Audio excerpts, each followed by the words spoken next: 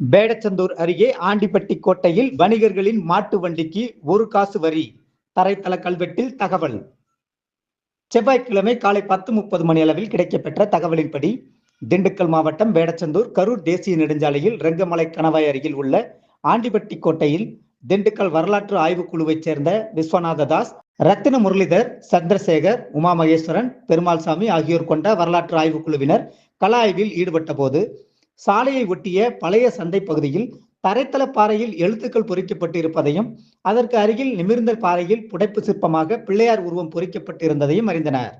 கடந்த 1701ஆம் ஆண்டில் பொறிக்கப்பட்ட கிராந்த எழுத்து கல்வெட்டை கள ஆய்வில் கண்டனர்.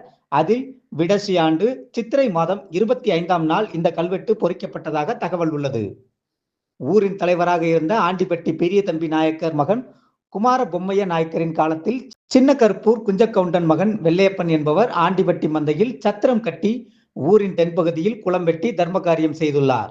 ஊருக்குள் நுழையும் வணிகர்களுக்கான பாடி காவல் செய்யும் உரிமையும், அவர்களின் எருது வண்டிகளுக்கு 1 காசு வீதம் வரி வசூல் செய்யும் உரிமையும் குளம் வெட்டியவர்களுக்கு ஊர் பாளையக்காரர் கொடுத்துள்ளார் என்ற தகவலும் இடம்பெற்றுள்ளது.